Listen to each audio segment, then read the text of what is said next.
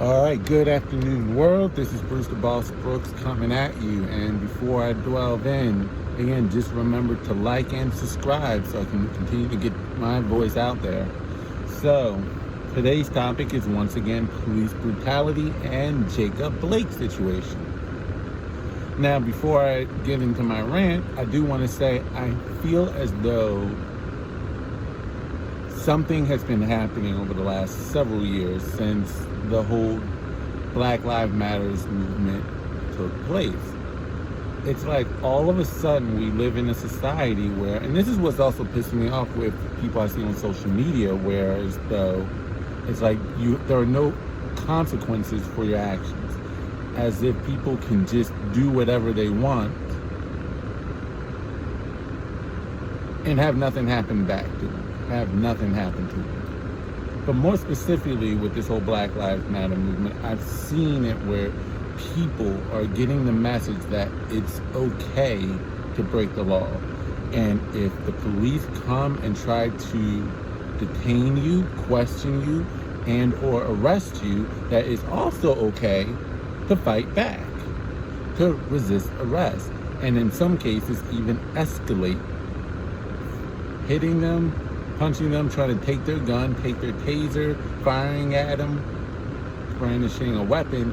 And when things go south, which they will, as everyone should know, you will be treated like a martyr. Yes, it may be a suicidal mission, but at least your name will be remembered. At least you'll become famous, as if your life now means something. And people will hop onto you and create a cause and movement out of it. Doesn't matter how bad you were, how much in the wrong you were, how much the cops did their best to try to de-escalate it, or they weren't even looking for escalation to begin with, but you escalated it, you put their life in risk, you forced them to take action, and now they're somehow to blame. And that's exactly what happens each and every time. And you know, it's funny how the media in this whole Jacob Blake situation, they'll always put the picture, sympathetic picture of the so-called victim. You know, whether it was like, think of Mike Brown, you see his graduation photos, you think of a young, angelic, promising young student snuffed out. Don't mention the fact that he was in fact a thug who had just robbed a store not even a few minutes prior to his encounter with the cops. And then, instead of laying low, had the nerve right after robbing that store and strong-arming that clerk, walk out into the street, middle of the street, and the cop just happened to be coming by, may not have heard about the robbery, but is driving by, sees Michael Brown in the middle of the street and telling him, get on the sidewalk, and Mike Brown fights back. When a law officer, well, for one, just don't break the law. But when an officer gives you a command, even if you think it's unjust, how hard is it to obey the command and live to fight another day? It's that simple. And yet somehow that has become a crime. So what has recently come out in the Jacob Blake incident is, again, the media is trying to paint this narrative of an unarmed Black man, once again shot in the back multiple times by the cops. And there were all these false reports also going on. I would love to know how they got started in the first place, but they tried to say, oh, he was breaking up a fight between these two women. Why were the cops even on him? And how dare they do this in front of his kids? Well, the Attorney General there in Wisconsin just came out with some additional information in the investigation. There was no fight between two women. In fact, Jacob Blake actually broke into his girlfriend's place. I don't know if I want to say broke into or somehow forced his way in without her permission and against her will. She calls the cops on him. So there's a strong likelihood that she identified who the intruder was. So as the cops are responding to this break-in and or domestic dispute, if they had his name and they know now that there was an open warrant for his arrest made back in this past July that had not been executed just yet, and they get a look at his history.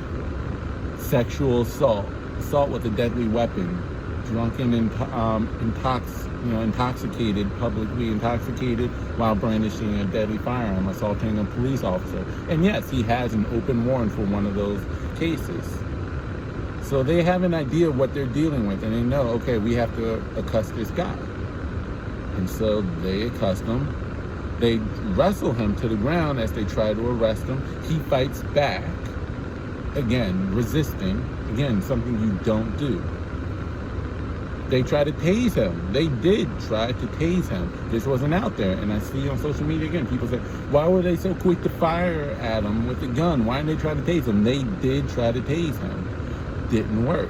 He continues to get up, says, I'm going for my weapon. And you can clearly hear the cop in the video say, don't do it, don't do it. Put down the knife. And you can also clearly hear a woman in the background likely talking about his threat, saying, don't do it, don't do it. So, dude reaches into his car for this weapon, and sure enough, and that's when the shots came. Again, I agree, 7 shots may be too much, but again, he's the one that escalated to this point. They're wrestling you to the ground. Just comply. You have your kids in the back seat of the van. And that's another thing they're trying to say. How dare they do this in front of his kids? How dare he break into someone else's house with his kids in the car outside? How dare he resist arrest in front of the cop, in front of his kids? Fighting with the cops. And now they're trying to spin the Kenosha shooter to make the attackers look like the victims of a white supremacist who was just coming out to shoot. So here's what we know about the shooter. Something Rittenhouse, I believe his last name is. So 17-year-old kid or young adult who leaves from his hometown in Illinois, not that far away, by the way. They're all saying, oh, he traveled from out of state, as if, he was coming from that far of a distance. You're talking about a couple of minutes. I know Illinois state border from Kenosha is only 10 minutes. His specific town may only be 30 minutes. I may even hear reports that he worked at the business that he was trying to protect. Whether or not that's true, either way, if we are living in a time where the people do not feel safe. These Democrats and this Black Lives Matter movement and Antifa, I guess you can say terrorist group, are so terrorizing the city, and these Democratic leaders aren't doing anything to protect the city or to protect the citizens. We saw this with the George Floyd chaos and riots and looting, businesses destroyed, homes around those businesses assaulted, citizens assaulted if they happen to live in the area and were trying to protect their homes or businesses they liked.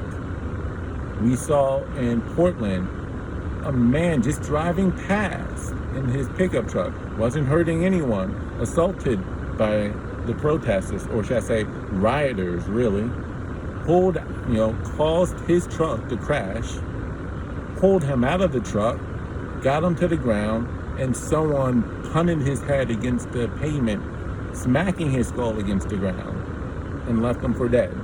People don't feel safe. And so you have a lot of people now thinking that they need to rise up and defend themselves and defend the communities and areas that they love. And after seeing what happened to that guy in Dallas, who, we can all admit was stupid, but, he loved this, for instance, the barbershop where he frequented.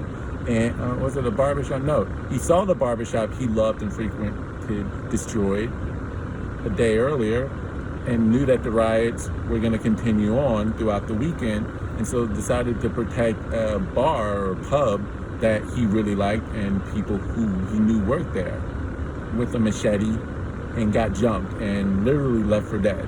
So this kid wanting to do the same, but not using a machete, but rather something that would really protect him, a gun, AR-15 rifle, I believe, and thank God he did, but decided to use the weapon to protect the business. What right do you have to destroy a business for one? Oh, well, they have insurance. It'll be recouped. Get out of here. You don't have the right to destroy someone else's property just because you're mad. It's not as though those properties had anything to do with the issue you're mad about anyway. But just as you think you have the right to destroy someone else's property, others have the right to defend it. And that's what he says he was doing. Now, by all accounts, he was not an active shooter. He was not there looking for trouble, just trying to protect. And in all the videos I see, he was either there helping injured protesters in one quick clip. In another, he was actually being attacked by someone. They say it was a Molotov cocktail, others a paper bag. I don't know the details just yet, waiting for all of those facts. But bottom line is, he was attacked first by this gentleman outside the dealership or gas station, clearly, and defended himself and shot him. And then you can see him and the people he was there with then trying to heal and resuscitate said individual. He didn't want to or try to seek out to shoot anyone. But some of the other rioters, I'm not calling them protesters anymore, rioters heard the shot and they're coming after the kid. The kid is clearly running away for his life. He's trying to get away. He falls and he is swarmed by these rioters coming at him. One trying to curb stomp his head into the pavement, another with a skateboard, and another with a handgun. And it was only after he's on the ground and swarmed and about to get viciously attacked does he then once again fire in clear self-defense. By the way, all of those who were attacking him, not only were they all white, so, come on with this white supremacist talk, but they were all convicted felons. One for sexual assault, pedophile, the other burglary, and another domestic abuse, strangulation, and assault with a weapon. These were not good people. And they're coming at him. Now, he doesn't know their history, but clearly with their past, they mean to do him some serious harm. Especially the one with the handgun. So this kid was, by all accounts, defending himself. Now they're going to try to say, oh, well, he shouldn't have had a gun. It was illegal. Okay, you can get him on that. Yes, he was coming from out of state. But none of that takes away from the fact that in all of the video we do have, he was attacked first. He was merely defending himself. But again, we have the media spinning this as protesters, not rioters, but protesters, peaceful protesters, shot down by this angry white boy. This is some serious times, and we really need to speak up and get our voices out, because they are really trying to destroy America. We have forces at work, and we have a party, a Democratic Party, that's been taken over by these far-right nuts, and they're not doing anything to protect us. Crime in all of these major cities, New York, Chicago, Philly, are up over as much as 143%. Robberies at gunpoint done in broad daylight, or people being shot in the streets in broad daylight in a lot of these cities, especially de Blasio's New York. You see these cities burning down to the ground. And again, the mayors are doing nothing about it. Virginia, I believe, just passed some stupid bill no longer making it much of a crime to assault police officers. So we have these governments, city councils, that are making it harder for police to do their job. We have to rise up against the nonsense. We have to rise up against the propaganda. And we have to take our country back. We can no longer be the silent majority anymore, because the vocal minority, and I don't believe it's all people who identify as Democrats or liberals, especially the progressives who are getting screwed every which way by the Democratic Party, yet they remain loyal. There are a lot of good people on the other side who are just unfortunately victims of the Matrix and the red pill. They're not our enemies. But we need to keep speaking up and letting the voices be heard. And we cannot let these people try to speak for us or to try to silence us, all the while they actively destroy our communities. It's time to take a stand against this BS. All right? So those are my thoughts. Again, I'm just saying all of this propaganda and shaming If you're not on our side somehow, you're not for the cause. No, don't commit a crime. Don't resist arrest. You won't get shot. It's that simple. And don't think it's okay to destroy others' property. That's the message I'm seeing going on, being moved, and good people are getting swept up on it, and we need to speak out against it. So that's just my thoughts, my feelings. I just had to get off my chest. If you like this message, please again like, share, and please subscribe to help get this video out there and bumped up on YouTube searches. Really appreciate you as I continue to try to grow this channel and figure this thing out. It's just time that we can no longer be silent. We have to speak up, raise the vibrations, and help more people get red pilled and off of this Marxist plantation. All right, peace.